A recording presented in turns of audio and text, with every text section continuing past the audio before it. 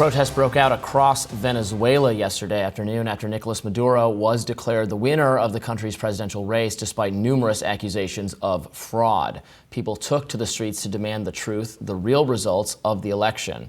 Maduro was announced as the winner at a ceremony held by the National Electoral Council, which is filled with his own allies. The council has not yet issued a final vote tally from Sunday's election. Opposition candidate Edmundo Gonzalez says his campaign has the proof it needs to show that he actually won the contested election. He told reporters he received more than 70% of the tally sheets. The White House has expressed doubts about the Venezuelan election results yesterday. What are the reasons that the U.S. is skeptical of these election results, and what will the U.S. do if proof emerges that shows Maduro actually did not win? We share many of the same concerns that you just heard on the streets of Venezuela, that there hasn't been sufficient transparency here in the counting and the tallying of the votes. We saw these statements by the election authorities, the electoral authorities. What we want to see is a harder look at the data and a more detailed tabulation of the votes. In the Venezuelan capital, Caracas, crowds walked down the road, banging pots and pans in anger over Maduro's victory. Protesters cheered after they tore down a statue of former President Hugo Chavez. Security forces deployed tear gas to disperse the protesters. Now, self-proclaimed Venezuelan freedom activist, who's the founder of the Dissident project and is receiving his PhD from Columbia University, Daniel Martino, joins us now to discuss. Thanks for coming on the program, Daniel. Thanks for having me.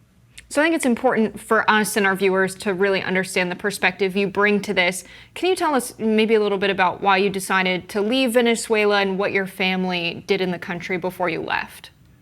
Yeah, I left Venezuela in 2016. Our family had a gas station. We were a middle-class family like many Venezuelans. You know, in the early 2000s, we used to make thousands of dollars a month. By 2016, we were making $100 a month. Today, that's the average salary of a Venezuelan every month, which is why the economy is destroyed, right? Because hyperinflation destroyed it. They printed money to pay for the welfare spendings. They took over people's businesses, and they really destroyed a country that was once one of the richest countries in the world. And that's why we left. So what happened in the election on Sunday? Maduro, I think as expected, has declared victory. Is there... can you go over the argument the opposition is making that the results were not accurate, or what's being said by Maduro is not accurate? And is there any chance that they will be, that the opposition will be successful in making those claims? I think a lot of people have to understand that Venezuela is not a country with a regular government. This is not a government, and this is not an electoral authority. This is a group of drug traffickers that occupy a country. And it's called the Cartel of the Suns, indicted by the Department of Justice. Maduro is not a president. He's a dictator. The electoral authority is not an electoral authority. It's his friends who were coup participators in the 90s and criminals, and they declared a fake result, one that has no evidence. The United States shouldn't even be saying that we need detailed data. There is no data. They made it up.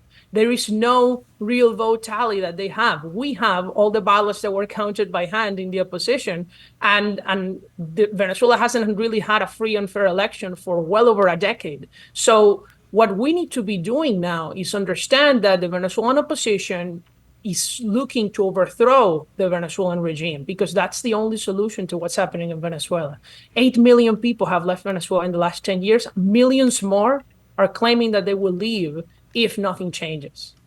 Now, there have been a great deal of sanctions imposed on Venezuela. How does this affect the people in Venezuela and their economic status? Your family being in the gas industry, middle class, owning a small business.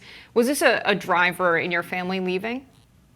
Not at all. I think there's a big misconception. People use the word sanctions without understanding any of the policies that are implemented by foreign governments against Venezuela.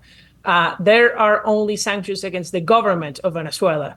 I have sent money, I have sent food, I have sent everything you can imagine to Venezuela, received things. You can hire people remotely in Venezuela. You can travel to Venezuela. There is no restriction at all.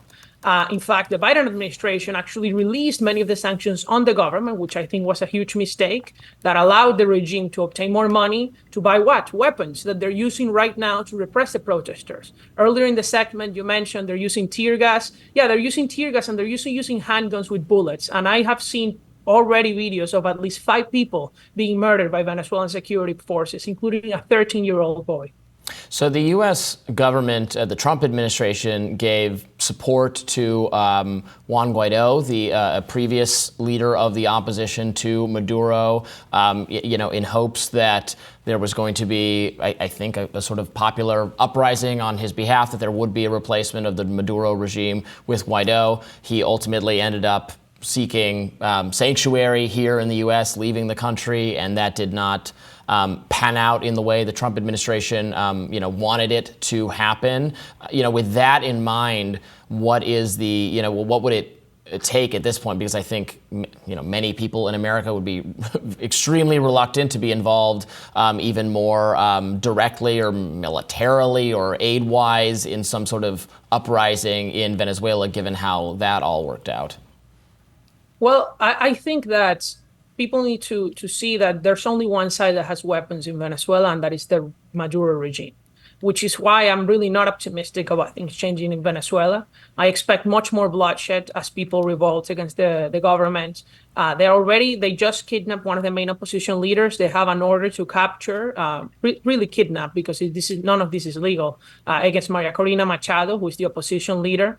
And it's really a shame, right? Because the Venezuelan people don't deserve this. They didn't vote for this, and they're really living under a tyranny. I just hope that the United States upholds its own laws instead of doing what Biden has been doing for the last 3 years, which is that he released the nephews of Nicolas Maduro from prison, who were convicted drug traffickers. He released Alex Saab, who was a terrorist financier. He released the oil sanctions and allowed the Venezuelan regime to export oil to Europe and to the United States, when instead, we never say we should trade with criminals, right? That is not really what we should be doing in the United States or in any other free country. And that's all I'm asking for. I just hope that the opposition in Venezuela is smart enough and understands that they're not facing a government where we need to request a retally of the votes. We need to overthrow them, and that's not going to be done peacefully, unfortunately. At the Aspen Security Forum the week before last, Laura Richardson, who is a military commander at U.S. Southern Command, she spoke about how the U.S. needs to impose the Marshall Plan, which is essentially that U.S. values and U.S. economic will is imposed on Latin America and Central America. She said that we have a lot of companies in the region. I don't think we're branding Team USA as we should.